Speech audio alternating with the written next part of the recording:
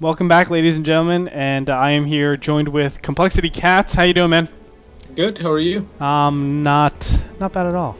A little tired, a little tired. It's been a very long day, but we're gonna head over to this Terran versus Protoss. It's gonna be Gosu Hwangsin against Quantic Apocalypse. Let's go ahead and jump into the game right now. Indeed. Apocalypse playing remarkably well. This should be probably the two teams' aces right now going at it. So it is quite possible that this will decide the outcome of the Clan War. I mean, Quantic does have a more players though after this, so. Yeah, they have. I mean. Oh, you're saying Apocalypse is like one of their star players? I think so. I don't think Naniwa and CatZ are going to be playing, and with AGH already out of it, I don't know who they could bring that to be Hwangsin. Gotcha. So yeah, definitely could be, but Hwangsin has definitely shown a very different play style in the last. I want to say last 3 months. He's been breaking away of what he used to be doing, and I know for certain that he was doing a lot of 2-base stuff. The NASL, he was doing it, or early in the group stages, I should say, he was doing it in different like minor tournaments. But lately, we saw him yesterday, just absolutely smash face. Or not yesterday, last week, absolutely smash face. Off of multiple bases. Macro is looking so good, surprising I think a lot of the players because they have a defined role for him and they kind of typecasted, and he's just changed so dramatically. So great to see it. Yeah, absolutely. I think he went to Korea too as well, right? He lives in Korea. He is from Korea. He lives in Korea? Yeah, he's from Korea. I know he's from Korea, but like I'm pretty sure I thought he went to Korea. No, he's always been living in Korea. He doesn't know English. Yeah, he knows some English. He knows some, Yeah. Not enough to like get him around. It's like me knowing Spanish, All right. That's all right, fair enough. But yeah, I mean, he made top 25 or something like that in Korea Grandmasters for a little bit there, at the start of the season, which is quite impressive. Yeah. Especially how many people are grinding over there too. Yep. That is a sick grind, man. Yep. Apocalypse going for a Reaper opening. What do you think about this in particular? We saw this before, him do this on Antigua Shipyard before. He's now moving to Artifice, but your thoughts, CatZ? I mean, this is TVP. We saw it at the TIA. Oh yeah, TVZ last time. Yeah, it was against me, and I don't know. Oh God! What are you doing? I saw it. No, I didn't mean that at all. I didn't mean that at all, bro. What are you talking about? I won. Oh yeah. Okay. Okay. Destroyed him, bro. Destroyed him. But yeah, you've been doing that all night, so yeah, I can see why you were paranoid. Yeah. As soon as I say it was me, you're like, God, not again. I was like, God, did I really just indirectly be a huge dick to you? Yeah, but no. Oh, this Reaper's gonna get a few kills, Andre. Oh yeah. 1, 2. Can you get a third? Can you get a third, Artosis? Nope. No, he's got. Nope. You might get the solid though. He's so good, Tasteless. Yep, he's pretty good. Oh my God. Look at that micro. He's pretty good. I have to say it again. Congratulations. What was her name again? Production. Aria. That's just so awesome. Makes me all tingly, man. I can't wait to see Artosis give him a big hug. Oh shit. Ruh-roh. Yeah, this guy is dead. That's invincible, man. No, he's dead, man. There's no way that kid's still. It's invincible. Well, there's a stalker. Boom. And yeah. You just zoomed into the pieces and I'm on low, so there was absolutely nothing there. But, you're on low settings, no death animations, so it's like you're literally looking at the floor, right? Yep. That's what you get, man. You have to start watching everything in high resolution with these ASO monitors and the iBuyPower computers. Oh yeah. See? But, we've seen this build so much today, man. The Terran one, right? The Terran one, yeah, from QXT and Drury, and it didn't work too well for them against AGH. Well, this is like the most standard TVP build. That's why. But I don't think, honestly, ever since the Immortal range buff, it needed to be adjusted, and people weren't doing it. They were still doing the same thing. I do think Immortals crap on this build.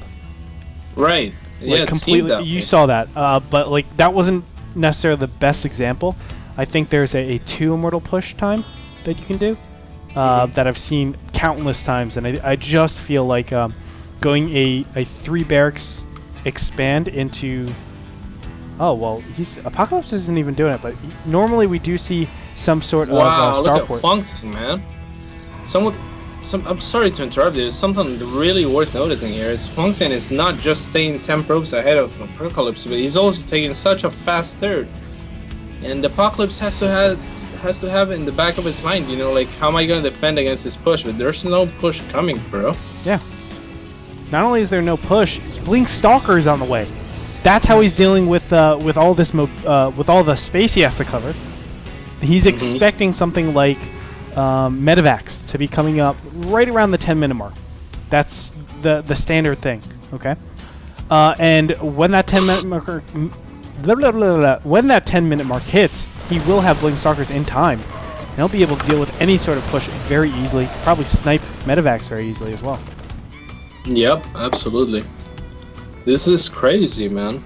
Crazy. This Marine's crazy. Crazy. These Marines have to do some damage, and they have to identify what's going on here. With Funksing already so many Stalkers. Stim done, though. Blink done as well. Wow. He has to be a little bit scared at this point. Zealots are going to move in here. They're great tanks, but look at that kiting. Still, wow. I don't think nice focusing down by Apoc as well. Wow. I think he got the best that he could have out of that engagement. Let's go and look. 900 resources to 925, but of course, don't forget that Hwangson lost gas out of that, and that was just pure Marines from Apocalypse. It was a combination of the combat shields, the stim, and the +1. I forgot to mention that +1 was already researched, and +1 armor is almost finished. So Hwangson is going to be experiencing a pretty hard upgrade deficit.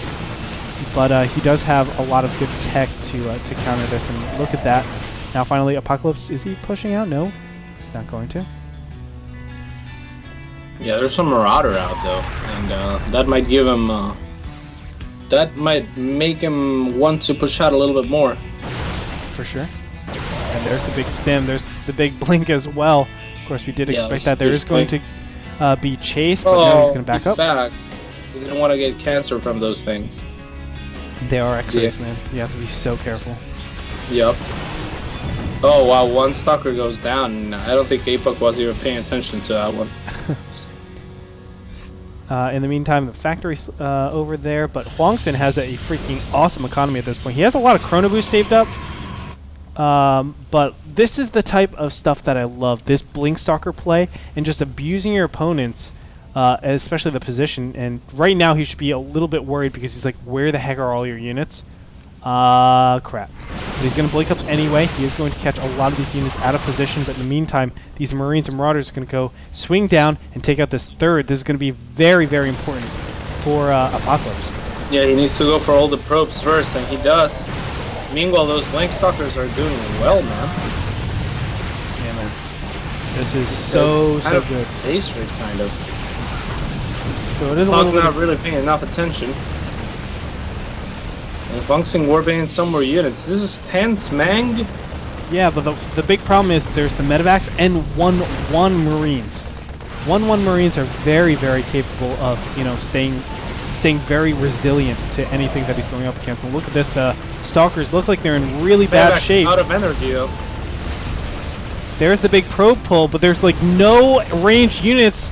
A big pylon unpowered two of those gateways. Save. Nice save there by Apoc.